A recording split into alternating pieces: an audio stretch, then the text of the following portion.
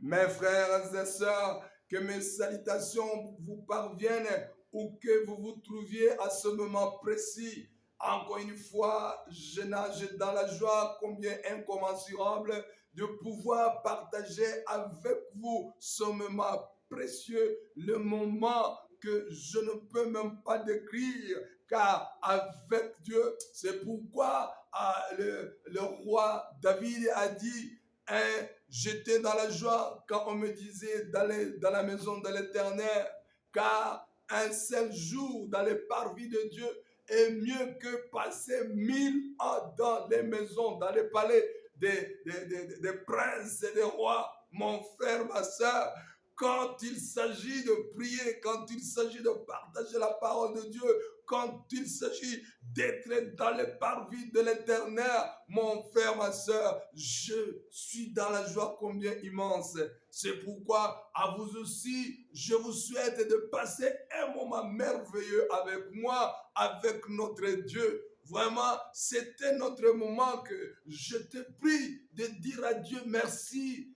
Mon frère, ma soeur, qui es-tu pour que Dieu descende et passe ce moment avec toi?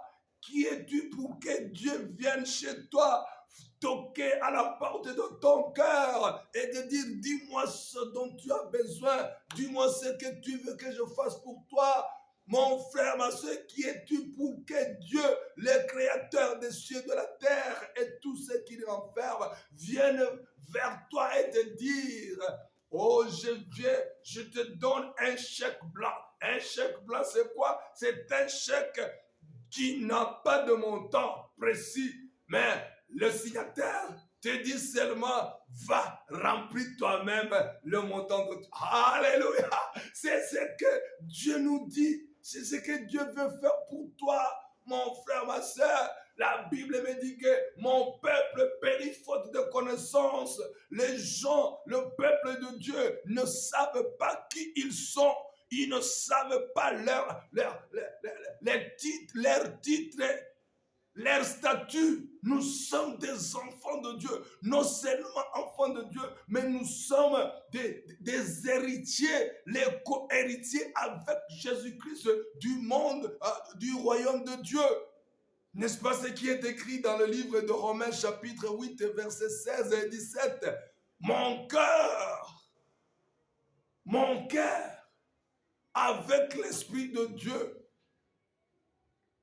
me dit que nous sommes enfants de Dieu, non pas seulement enfants de Dieu, mais l'héritier de Dieu, tout ce qui appartient à Dieu, ce qui est invisible, ce qui est visible, ipso facto m'appartient, parce que je suis son enfant, non seulement son enfant, mais son héritier, le prince héritier, mon frère, ma soeur. Tu comprends ce que ça signifie? Qu'est-ce que tu as fait pour que Dieu te fasse de toi son héritier, son prince héritier? Qu'est-ce que tu as dit, tu as fait? Mon frère, ma soeur, c'est l'amour de Dieu. L'amour qui est l'amour inconditionnel. Alors, mon frère, ma soeur, nous allons passer un moment merveilleux. Je te dis seulement, ne crois pas aux blagues, parce que ce n'est pas des blagues ici. Dieu marche avec ceux qui veulent marcher. Ceux qui veulent marcher avec lui, ce sont ceux-là qui ont la foi. Car la Bible me dit dans le livre de Hébreux chapitre 11 verset 6, sans la foi, il est impossible de plaire à Dieu. Dieu marche avec ceux qui le plaisent.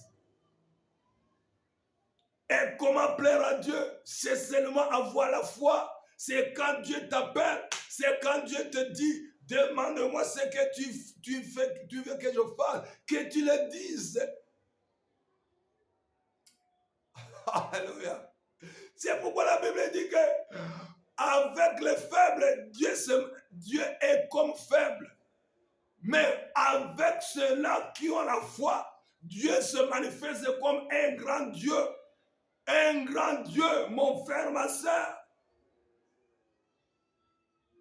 Nous, je pense qu'un jour, je vous ai parlé de deux personnes à qui Dieu a dit lui adresser des prières. Alors, une de ces personnes a pris un quoi? Une cuillère de quoi? Une cuillère de soupe? Non, pas même de soupe. Une cuillère de sucre. Alors, il est allé demander à Dieu les bénédictions dont il avait besoin. C'était seulement remplir cette cuillère. Ce n'était pas du diamant qu'il demandait. Ce n'était pas de l'or qu'il demandait. Ce n'est pas tanzanite qu'il demandait, non. Il demandait peut-être du sel. Mais l'autre, lui, il est arrivé avec un gros camion que l'on appelle Samtrela. Un camion qui peut même contenir une maison, qui peut contenir 8 voitures. Alors, Dieu, en un clin d'œil comme ça, paf, paf, il a répondu aux prières. L'une personne est rentrée avec un camion, avec 8 véhicules. Ou bien il a demandé du ciment, je ne sais pas ce qu'il a demandé, mais c'était bien rempli.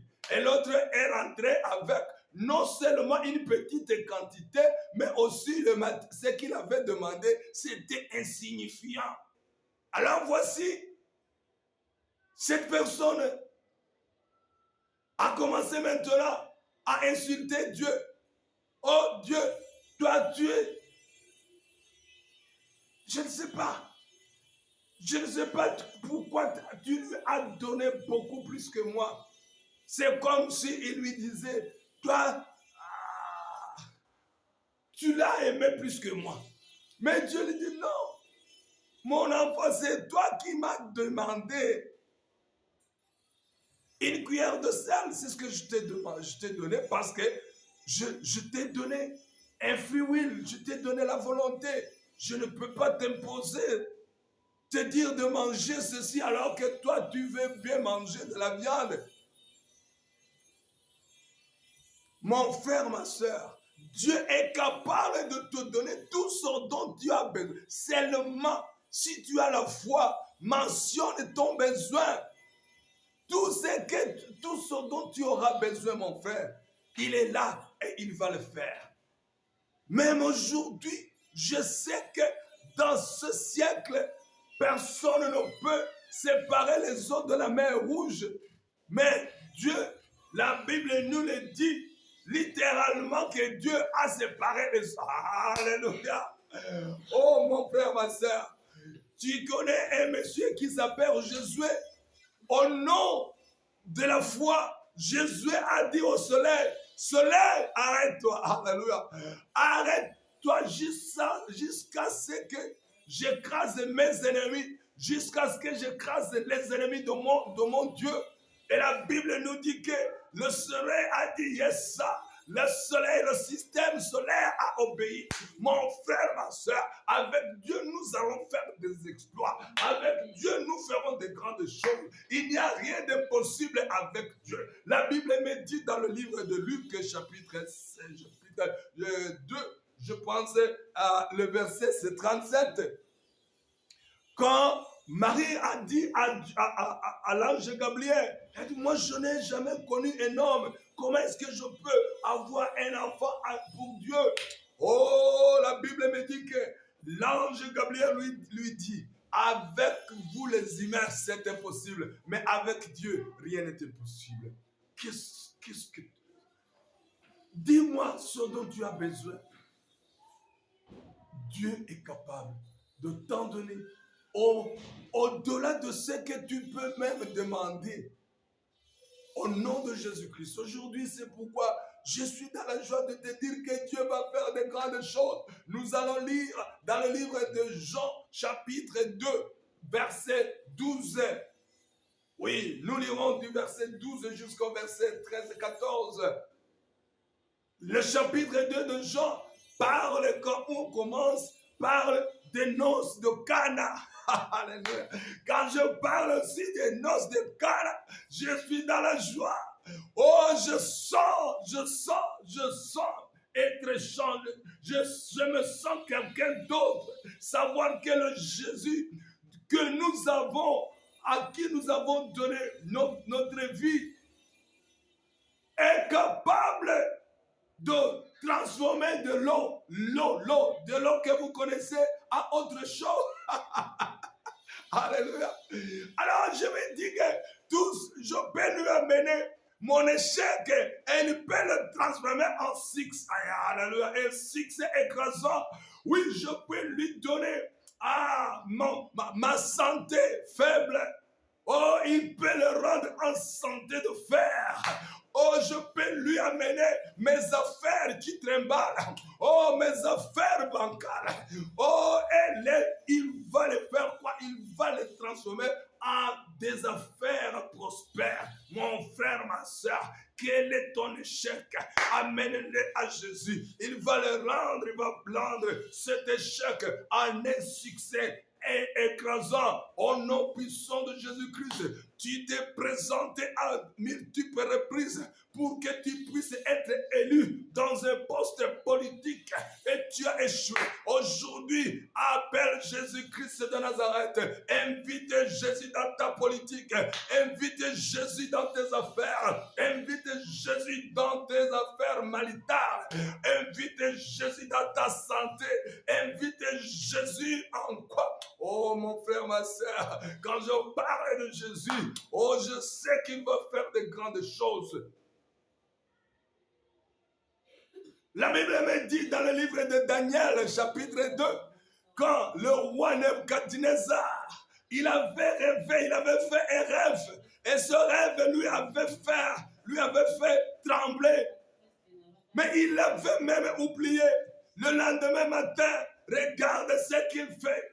Ce qu'il fit, il appelle c'est quoi? Ses agents. Il leur dit, voici, j'ai fait un rêve. Et ce rêve m'a fait trembler. C'est un cauchemar, mon frère, ma soeur. Quand bien même tu as fait un cauchemar, ta vie c'est un cauchemar et tu ne sais même pas la cause, tu ne sais même pas comment les choses se sont faites pour que tu te retrouves dans un cauchemar. Tu es en train de pleurer. Chaque jour, ce sont des pleurs. Chaque jour, tu te lamentes. Chaque jour, tu te poses la question, pourquoi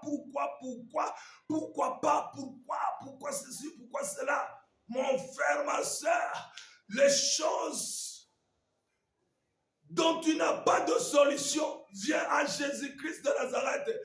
Cherche Dieu.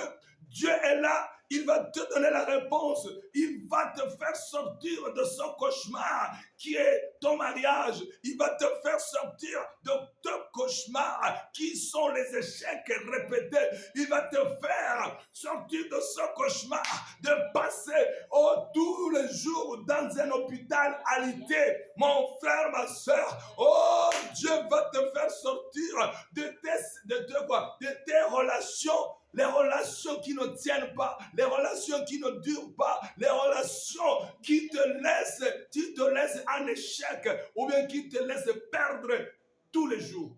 Mon frère, ma soeur, ainsi le roi Nebuchadnezzar est venu chercher ses amis. Il leur a dit, j'ai oublié, seulement je tremble encore. Et je ne sais même pas ce que ça signifie. La Bible me dit une chose que Daniel a dit. Moi, je connais un Dieu, alléluia. Je connais un Dieu multisystème. Je connais un Dieu omniprésent. Je connais multisystème. Dieu travaille plus que les quoi. Artificial intelligence, c'est quoi en français encore? C'est quoi? Intelligence artificielle. Sorry. Tu vois, il a dit qu'il est plus intelligent que l'intelligence artificielle. Il est plus intelligent que l'ordinateur. Il est plus intelligent que quoi? Que les technologies de pointe dont nous sommes fiers aujourd'hui dans ce siècle. Mon frère, ma soeur, il y a Jésus, il y a Dieu qui est omniprésent. Il est là, il sait la cause de tes problèmes. Il sait même ce que tes ennemis ont comploté contre toi. N'est-ce pas lui, Dieu, il a dit dans le livre, je pense, de Psaume chapitre 2 ou 4, 4, il dit, il n'a pas pris part dans les réunions de vos ennemis. Il y a eu des meetings, réunions. Les réunions que les sorciers de vos villages ont tenues. Et ils ont décidé de te tuer. Ils ont décidé de te faire échouer dans tout ce que tu essaies de faire. Ils ont comploté contre toi. Ils ont décidé de faire tomber l'empire financier, économique dans lequel tu as construit pendant des années. Mon frère, ma soeur, ils ont décidé de te faire porter un manteau de honte, un manteau de pointeur. Tu passes et les gens courent. Tu passes et les gens ne viennent plus venir à côté de toi. Ils ont fait tout pour que personne ne te réponde à ton appel téléphonique. Mon frère, ma soeur, Dieu est là. Il a vu. Dieu est là. Il a vu tout ça. Il a vu ce que tes ennemis ont fait. Il a vu combien ton ennemi a mis du poison dans ta boisson, dans les habits que tu portes. Oui, Dieu est là. Il a vu tout ça. Dieu est omniprésent. Il a écouté ce que les gens complotent contre toi. Mais c'est pourquoi il a dit que je me moque d'eux. Alléluia. Dieu est en train de se moquer de ce que les gens sont en train de comploter contre nous. Mon frère, ma soeur, ainsi le Dieu d'Israël, le Dieu le Tout-Puissant Elohim, qui a créé les cieux, la terre, tout ce qu'il enferme, a révélé à Daniel quel était le rêve, quelle était la cause du tremblement, de la peur, des larmes du roi. Mon frère, ma soeur, aujourd'hui, mon Dieu, le Dieu que je sers, le Dieu en qui tu as cru, mon frère, ma soeur, il va te révéler ce qui te mange, la cause de tes échecs, la cause de la mort de tes enfants, la cause des échecs, la cause de la faillite de ta faillite, la cause de tes relations qui ne tiennent plus, qui ne durent plus. Alléluia. Le Dieu qui regarde au-delà de l'être humain. Le Dieu qui regarde dans les circonstances et dans le temps. Le Dieu qui regarde aisément dans le passé. Le Dieu qui regarde aisément dans le futur. Mon frère, ma soeur, je t'en prie, étant ton frère, étant ton ami, étant ton pasteur, je te prie, cherche à connaître Dieu. Cherche à marcher avec Dieu. Cherche à recevoir de Dieu. Cherche à avoir la foi en Dieu. Et ta vie sera une vie meilleure. Oh, mon frère, ma soeur, je veux te dire des choses. Si seulement tu pouvais donner ta vie à Jésus, ta vie sera une vie merveilleuse. Alors, la Bible me dit que le monsieur, le roi qui avait peur, maintenant Dieu lui dit, voici ton rêve et voici ce que ça signifie. Mon frère, écoute ce rêve. Écoute l'interprétation de ce rêve. La Bible dit que Dieu a dit à Daniel, quand le roi dormait, voici le rêve qu'il a eu. Il a vu une statue et la tête était l'or. La statue était partagée en 4 parties. Alors, la partie de l'or, c'était lui, Babylone. C'était Nebuchadnezzar lui-même, le roi, à qui Dieu avait donné les bénédictions avait donné, avait choisi pour qu'à ce moment-là, il soit la tête, qu'il dirige le monde entier. C'était maintenant les rois, les royaumes qui avaient roulé sur la terre. Et la Bible dit qu'il y avait Babylone, il y avait les Perses, il y avait les Grecs, il y avait les Romains, et il y avait maintenant les Romains actuels. Mon frère, ma soeur, alors tous ces royaumes avaient détruit le monde. Mon frère, ma soeur, tous ces royaumes avaient détruit Israël. Aujourd'hui, je me moque de combien de royaumes ou de rois qui se sont pris contre toi. Je me moque des sorciers qui ont roulé sur ta vie. Je me moque de diable qui a roulé sur ta vie. Je me moque de la pauvreté qui a roulé sur ta vie.